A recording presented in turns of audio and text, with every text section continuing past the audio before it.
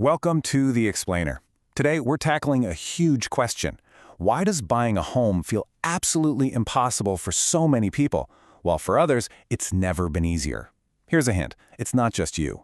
It's a massive economic force called the K-shaped economy, and it is literally splitting the American dream in two. So where do we even begin to unpack this thing? Well, believe it or not, we're going to start with guacamole. Yeah, you heard that right. When the CEO of a giant like Chipotle says people are skipping the extra guac, it's not just about a topping. It's a huge flashing sign that regular folks are feeling the pressure and are starting to cut back, even on the little things.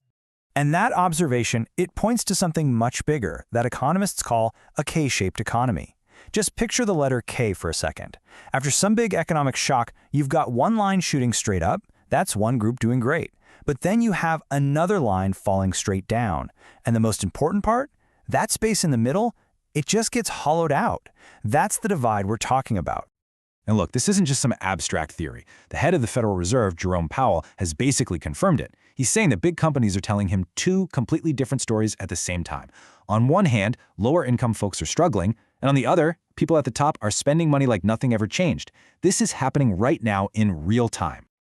Now, there is nowhere, and I mean nowhere, that this split is more obvious than in the housing market. It's creating a tale of two completely separate realities. You know, we've kind of moved way beyond who can afford guacamole to a much bigger question. Who can even afford a place to live anymore? So on that top arm of the K, you've got who we'll call the haves. These are people sitting on a ton of home equity, maybe they own a few properties, and crucially, they often have the power of all-cash offers. They can afford to be patient.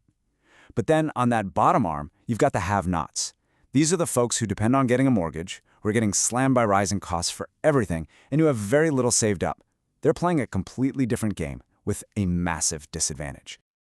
The data just lays this all out in black and white. Check this out. According to Zillow, the number of luxury homes for sale has actually shrunk by 3% over the last year. But for mid-tier homes, the ones most people are trying to buy, the inventory has shot up by a whopping 17%. So the high end is getting more competitive, while the middle is getting flooded with houses that just aren't selling. And what happens when you have all those houses just sitting on the market? Well, prices start to come down.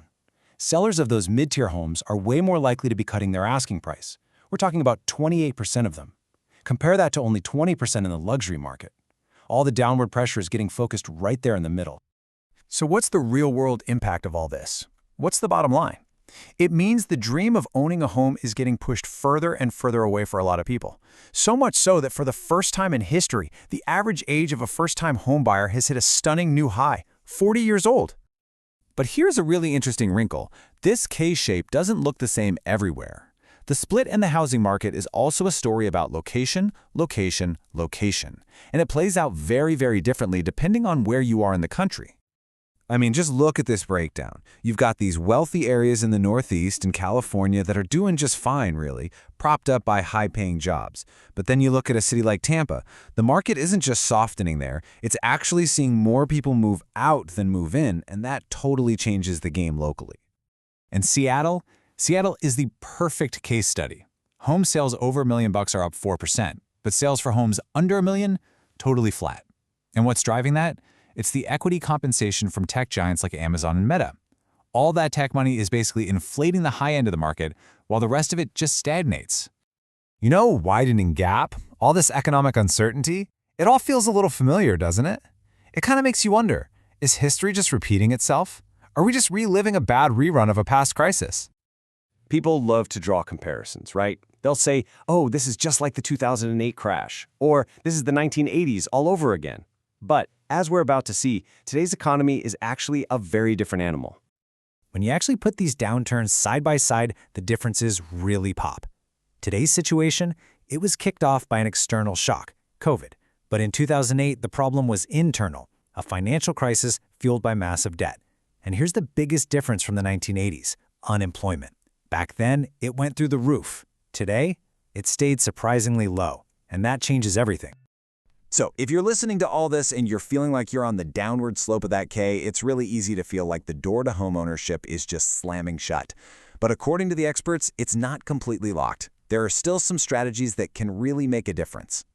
So what can you actually do? Well, economists point to three main things. First, really dig into down payment assistance programs. They can give you a serious boost.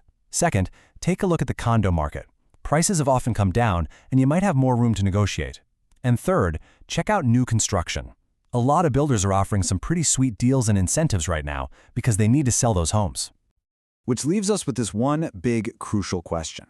In an economy that seems like it's designed to pull us apart, how do we build a stable foundation for the future? This K-shaped recovery isn't just a chart on a screen. It's actively shaping our neighborhoods, our communities, and our lives. And figuring out which path you're on is the most important first step to navigating whatever comes next. Thanks for joining us on The Explainer.